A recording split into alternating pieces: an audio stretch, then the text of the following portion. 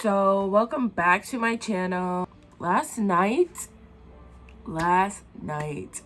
was too much for me, and I'm not gonna say anyone's name. I am gonna keep that confidential because like this is my friend, but at the same time it's funny, but then it's not funny. You guys want to know what it's like living in Korea, so why not I just tell you guys about one of my nights out. And I've had crazier nights than this. Like, I've had other friends who have done worse than this friend has done. We decided that we were gonna hang out last night, and she wanted to eat and then like go to this bar that I always go to near where I live because they play hip-hop music. It's a vibe. They're very nice. You can request whatever song that you want to listen to. There's a pool table. I love playing pool.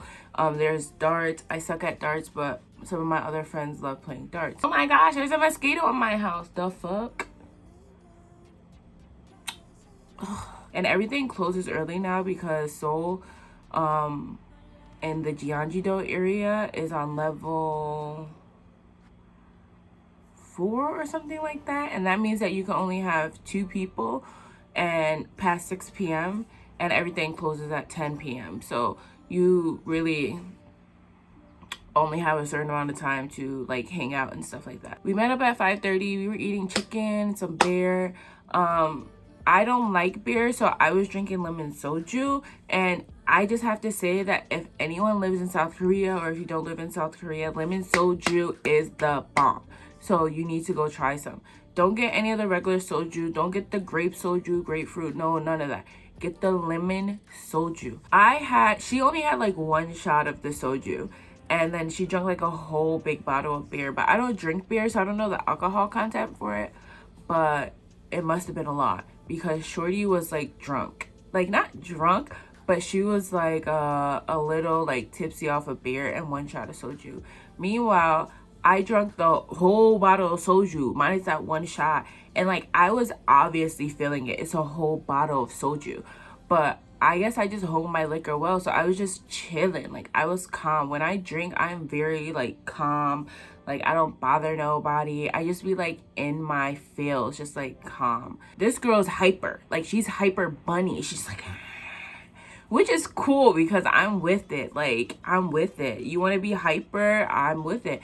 I just can't personally be hyper. I have to like build myself a little bit more to be hyper because usually on like a regular basis I am like hyper. So when I drink, it's like a downer for me. So I'm like really calm. So we leave that place and we go to my favorite bar. Now, she's been to this bar before. I know the bar owner, I know the bartenders, I know the servers. Like, they're all chilled, they're all nice. Now she's drinking like this sugary like blue Hawaiian drink. If you know what blue Hawaiian is, that's what it is. And it's like super sugary, and I'm just like, girl, like, you have beer and then like now you're having a blue Hawaiian. Like, okay, mix if you want to, but I don't know how well that's gonna work out. I ordered a Long Island iced tea, and I've already had a bottle of soju, okay? So I'm already calm. Like, I'm already chilling it out. I'm like vibing. I'm like, I really don't need to drink that much because I just had a whole bottle of soju, okay? So meanwhile, she's just taking them back. In my brain, it should have registered that Shorty's finna get sick, but I was tipsy too, you know. I was just like relaxing, and in my head I think that everyone knows their limits, and I'm guessing that she's going to stop when she like can't handle it, like before she gets to the point where she can't handle it. I was wrong as fuck. She orders a Jack Coke. Again, mixing liquors is a recipe for disaster. Rule number 1, don't mix your liquors. I don't know if it was like the vibe or the atmosphere that just made her want to like keep drinking more and more. This is no judgment to her or whatever, because we've all been drunk before. We've all had these nights. So she has a blue Hawaiian, a Jack Coke, and then she has 2 Long Island iced teas. Now, this whole night, I've only had a bottle of soju and 2 Long Island iced teas. And I've been riding this out for hours. Like, we started at 5:30 and all the way to 10 o'clock. So that's all I had to drink from 5:30 to 10 o'clock. And the whole time, I'm drinking water. They provide you pretzels. Like, I'm eating pretzels to soak up the alcohol, and she wasn't. So like by the end of the night, she was thrashed. Like she was sleeping on top of like the tables at the bar. Like I had to switch her from the tabletops to like the tall ones. They have tall tables, they have like booths, and then they have like tables in the center. So we were at one of the tall tables. So I had to like get her to go into one of the booths because she just straight out was sloppy. Like I was like panicking because it went from I'm not drunk to laying on the table. Like I was just like, how did we switch like this? I'm just like embarrassed a little bit, but like we've all been drunk before. You get what I'm saying? They were like super chilled about it. So it was time to go. Everyone knows that Long Island iced teas have like 5 different liquors in it.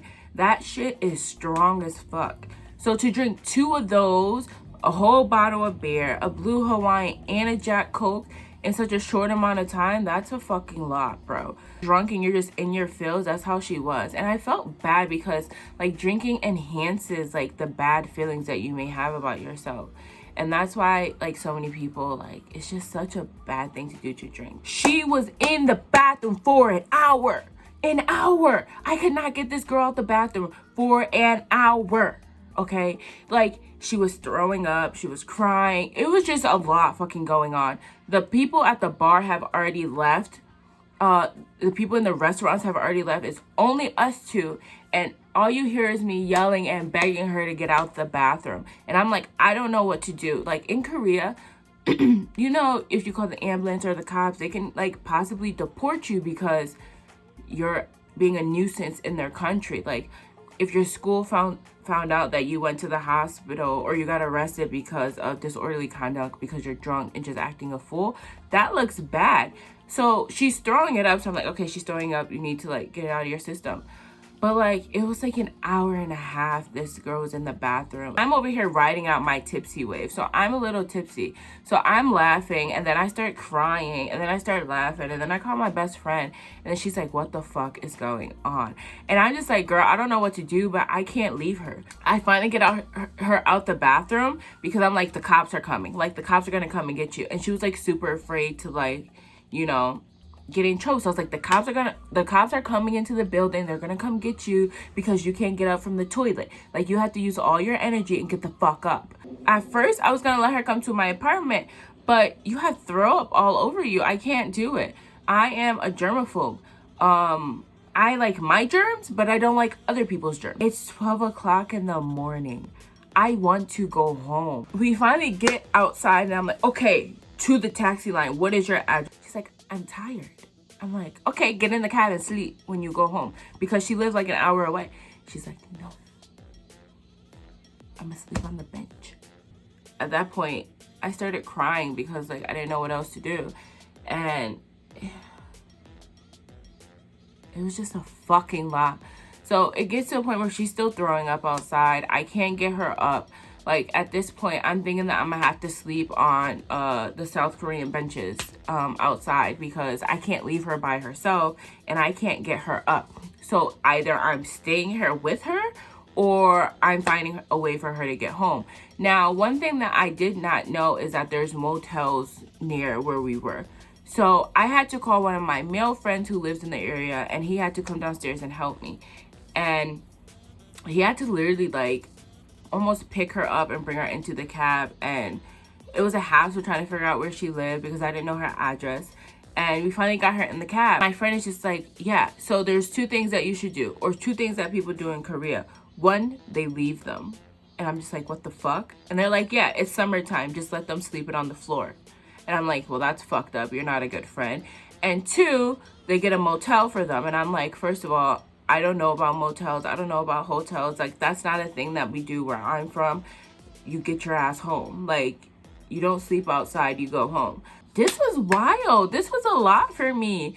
Like, and this is literally all the time I see people plastered in South Korea. And they don't go home. They literally sit on benches or go to parks and ride out being drunk. Or they get more drunk and then they just sleep there and then they go home to their parents later on so their parents don't yell at them for being drunk. So that was one of my drunk nights out. I have way more stories like that. I mean, I have one friend who, That story is just nah. I know you guys are probably thinking like, why are you putting her business out there? First of all, you don't know who she is. Second of all, I didn't say anything bad. I just recall the night. I think people try to keep up with me because I can drink a lot. Like, I can take back some drinks but be fine. But I am also like 5'9" and a thick person. So of course I'm gonna be able to drink more than that average person. So like keeping up with me isn't the best idea. So that was my night out last night in Korea.